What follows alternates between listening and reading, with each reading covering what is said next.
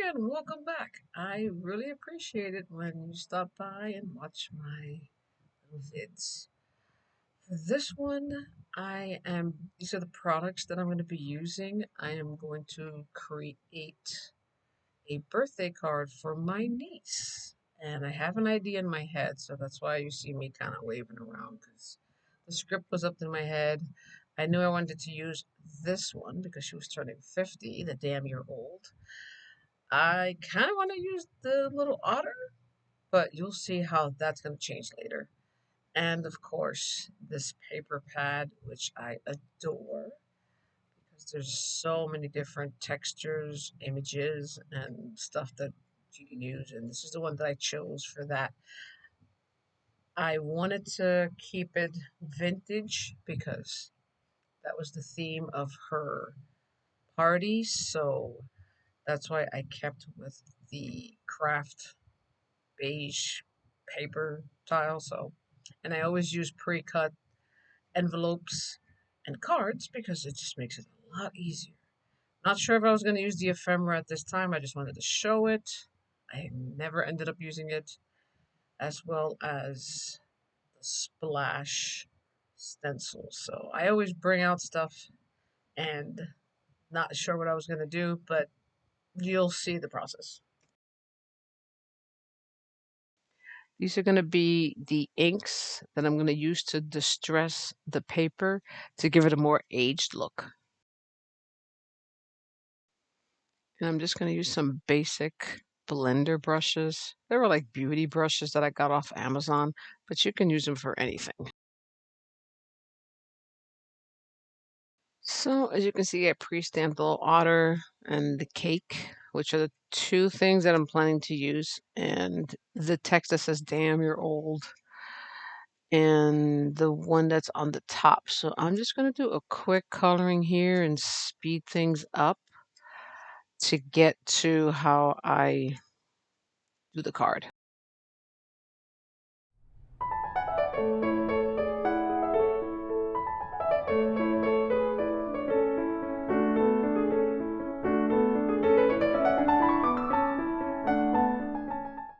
So once I'm done coloring, I go in and I darken up like the features that are darker, like the nose and the eyes. And here I'm using a gel pen, which is like a glaze in this case, so it adds shine to the nose and eyes. So I'm using my usual white gel pen so that I can make the little white parts pop out and add little highlights here and there.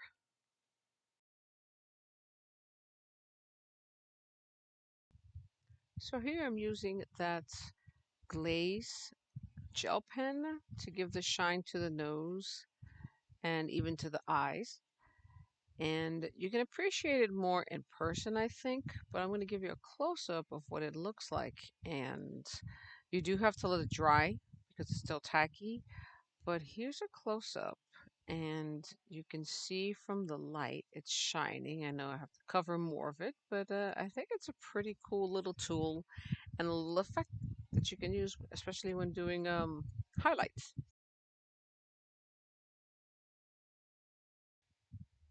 Now I'm going to color the cake, starting with the little flames and trying to add a little variety and depth to the candles, the cake, and the cake stand.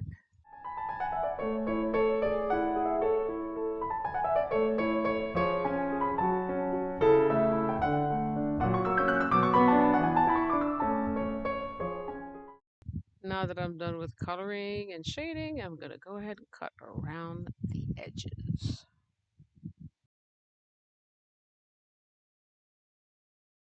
So off camera, as you can see in the upper right hand side, I already cut out the words and phrases that I'm going to use. And right now I'm just measuring the size of the card, cutting off the excess, and I want to do a torn page look because that makes it look a little bit more old and vintage. Camera, I did cut out a paper panel, which I'm going to place on this grip mat so that I can add some color and shade using my blender brushes and the distress ink because I don't have a paper that has exactly what I'm looking for, but this is how I add a little personal touch.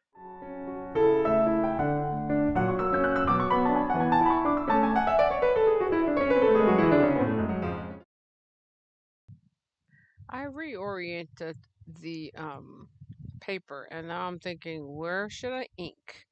So I'm comparing because I'm going to tear this in diagonal. So I don't need to ink the entire panel. I'm just going to ink half of it.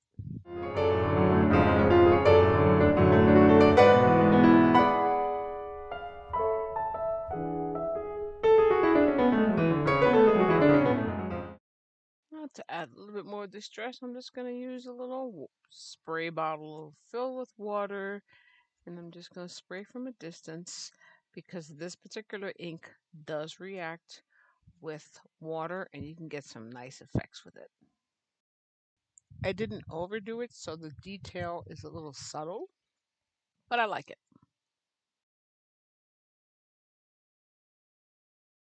And now I'm just trying to lay out how this is going to go over so that I'm just giving myself an idea. I eyeball things, I don't correctly measure anything. As long as it looks good, I go with it. Time to start building my card using my handy dandy tool that has double-sided tape.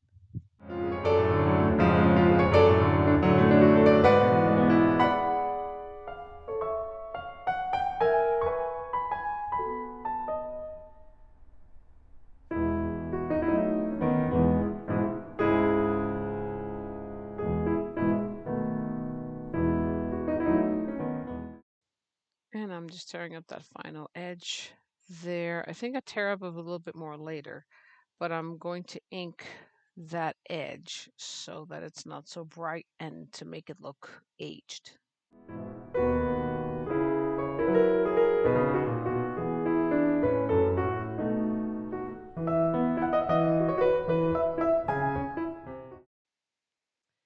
And as you can see, this is what it looks like. I kind of still went back and tore some edges. I'm kind of framed them a little bit because I want them to look worn and used, but not too much.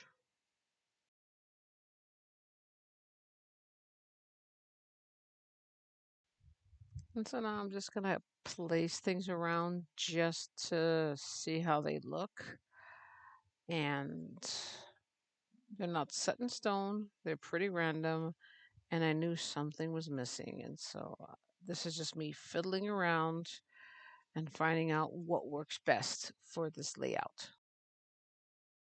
As you can see here, I'm fiddling around because I decided that it needed something in the background. I altered the little torn piece. I went back and did some edits. I didn't want to bore you with that. And now I'm just kind of trying to lay these guys out. I was still on the fence about the otter. I thought it was cute, but I didn't think it would work with this. But I wanted to check to see what it looked like if I created a tablecloth.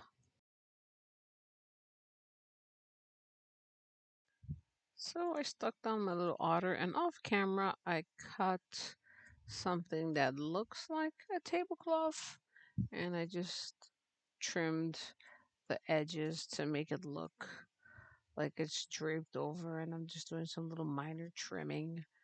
Um, I can show what I did in the future. This was freehand. Like I said, this was a last minute executive decision because it just felt like it needed a background to put the cake on. So now I'm just looking at the layout and I'm going to use foam tape to give it a little dimension, like, it's coming at you.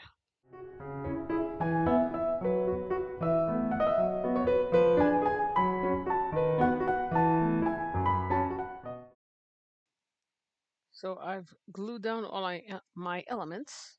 And before I do the text in the beginning, I want to distress it a little bit with some of that vintage color so it's not too bright.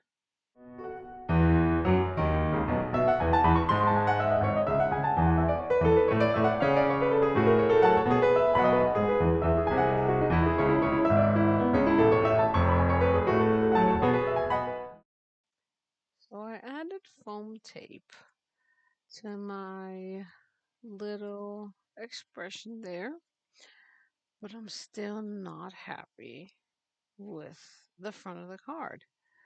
And as you'll see, I'm going to make some changes because I like it, but the otter just doesn't fit with the whole vintage style. As much as I wanted to use it, the otter's going to have to go.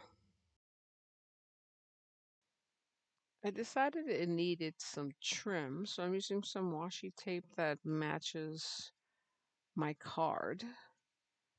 And so I'm going to try to give it something at the top just to kind of anchor it in a way, I would say. Anchor the whole thing together. But the otter still doesn't work.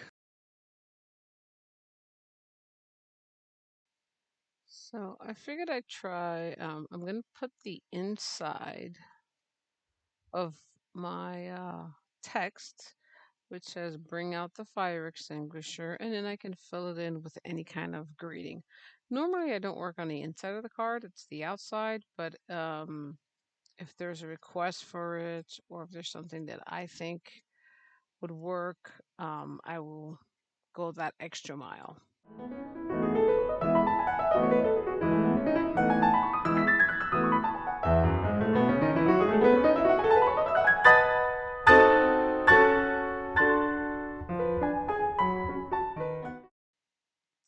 So I'm pretty much almost done with the card. I do add some shimmer to the glass and the cake, but I'm still not happy with it because the little otter just doesn't, for me anyway, doesn't fit with the whole vintage look.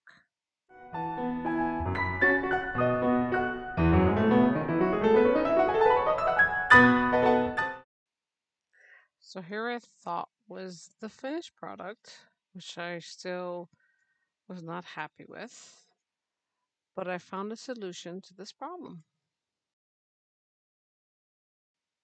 Off camera, I found an image in that one paper pack that I had, which worked perfectly for this because I was using all of the same paper, so it's supposed to match. And I think I like it better. And ultimately, my niece, who's the one that this went to, she totally adored it. So I think it was a win-win for me. It was a little tough starting, but I like the way she turned out, much better than the otter. And so here is that final result, and I will show a still shot of it. And like much of art, nothing is set in stone. You do what you do and you work through it. So thank you for watching today, and I hope to see you on the next video. Take care.